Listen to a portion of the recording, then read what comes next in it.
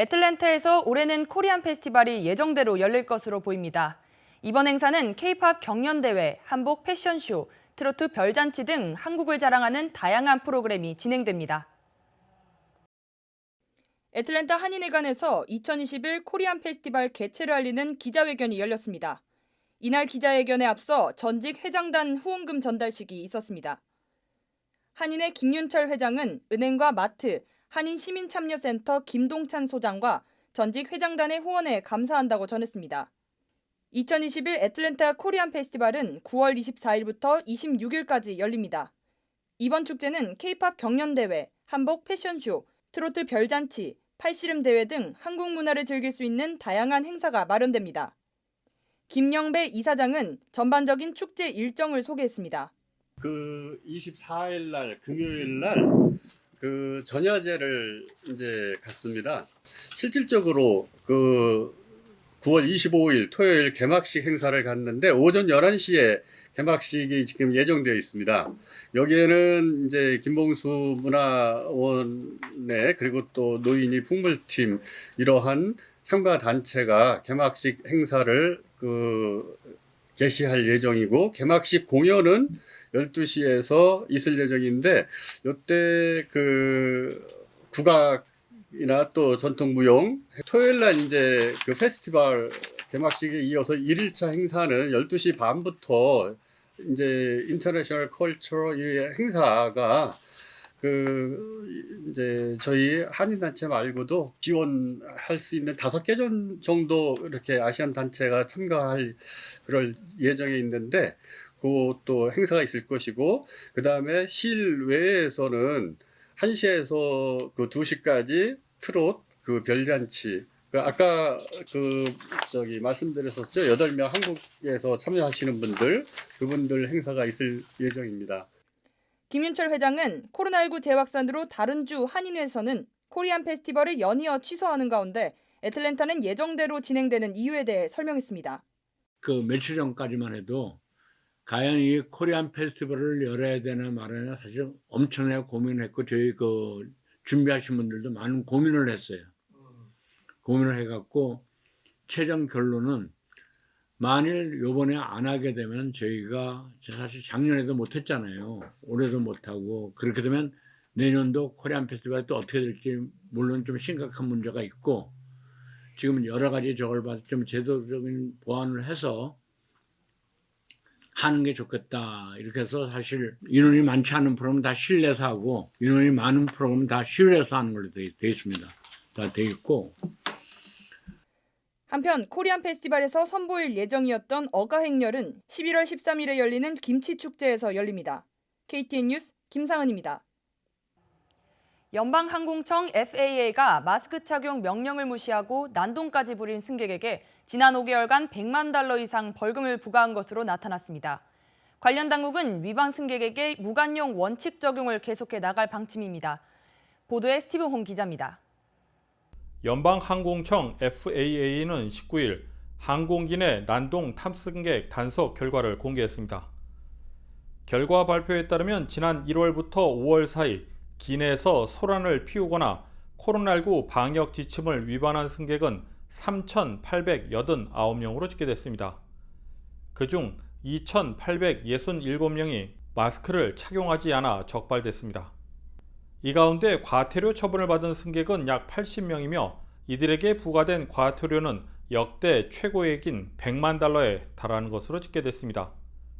연방항공청은 지난 1월부터 운항 중인 항공기 내에서 난동을 피우거나 승무원을 위협하는 행위에 대해 무관용 원칙으로 대응하고 있다고 강조하며 이번 과태료 처분도 무관용 캠페인의 일환이라고 강조했습니다. KTN 뉴스 스티븐입니다. 코로나19 확산세가 주 전역으로 퍼지면서 조지아주 시장들이 나섰습니다. 금요일 브라이언 캠프 주지사의 주청사로 코로나 재확산을 막을 강력한 조치를 촉구하는 서한이 보내졌습니다.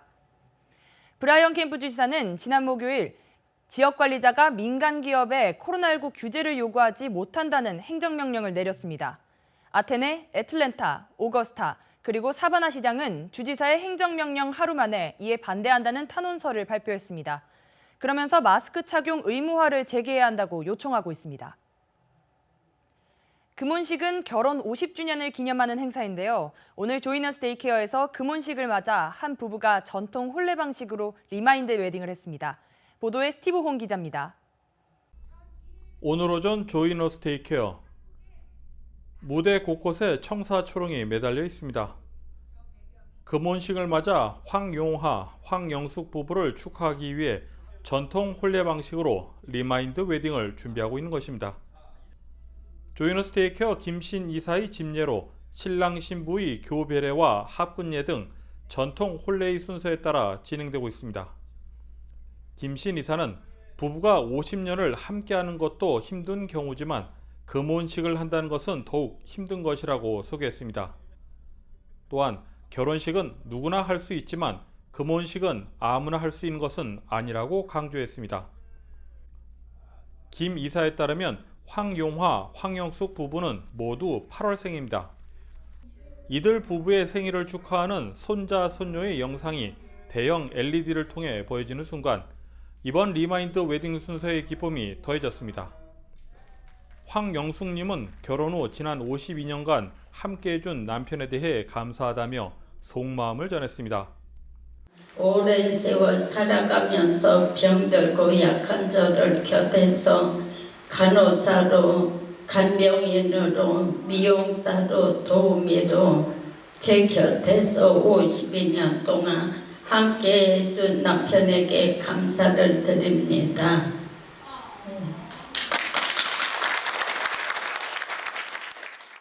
황용아님도 함께 해준 부인에게 감사하다며 감회를 밝혔습니다.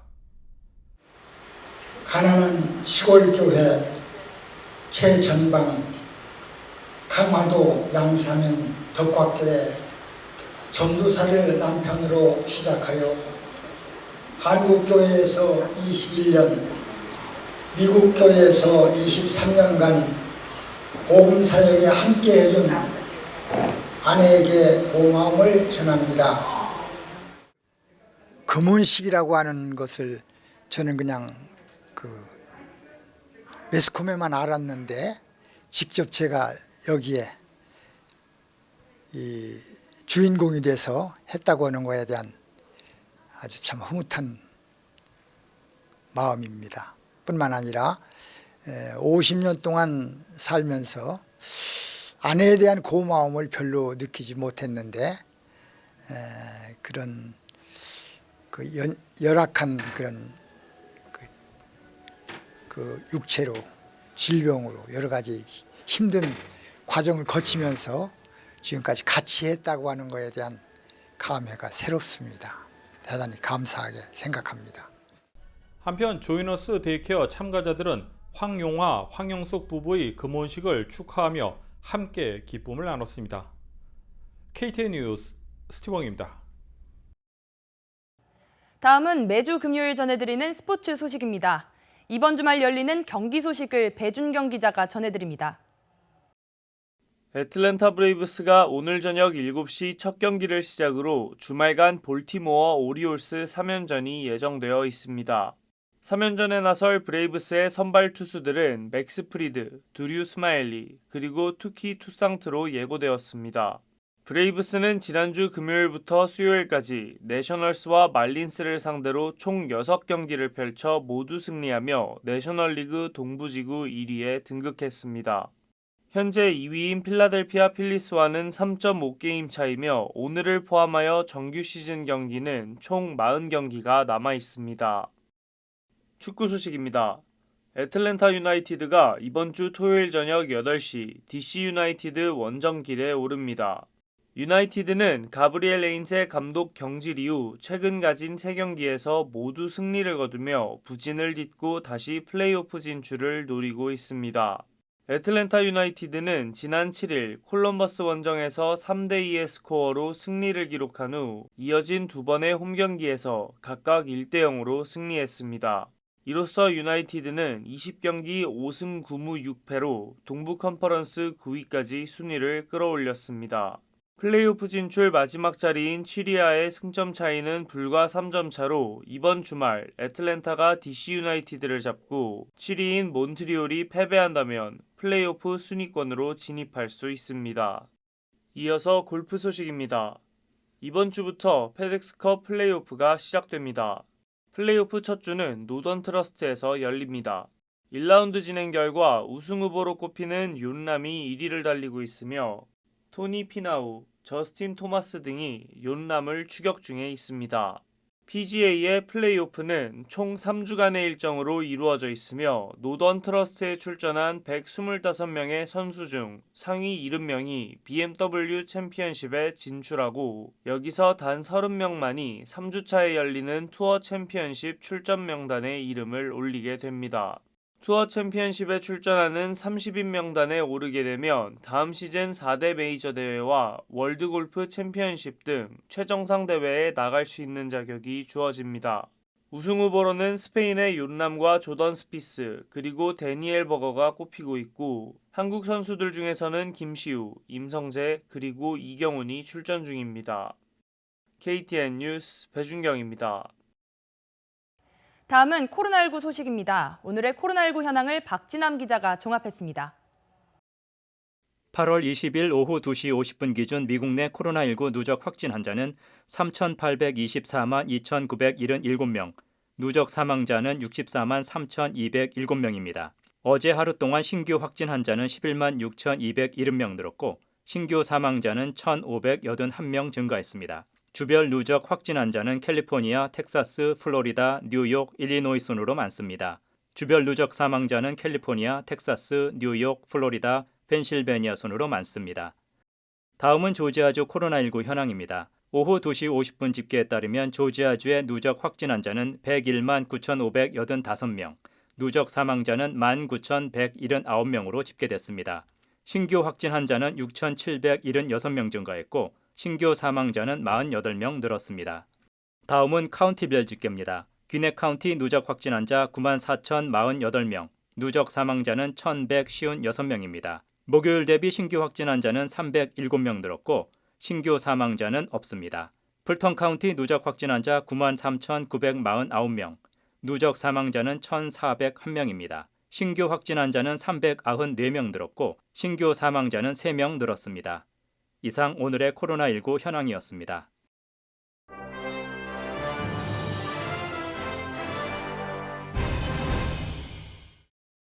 귀넷 심포니 뮤지컬 아트 컨소시엄은 9월 19일 오후 5시 노크로스의 디스커버리 극장에서 귀넷 심포니 오케스트라가 연주하는 올 베토벤으로 2021-2022 시즌을 시작한다고 밝혔습니다. 그레고리 피차드의 G 아래 베토벤의 에그몬트 서곡, 로망스 F장조, 3번 교향곡 에로이카 등 다채로운 곡을 선보일 예정입니다. 오랫동안 클래식 공연에 목말라 있던 팬들의 갈증을 해소해 줄 것으로 기대됩니다.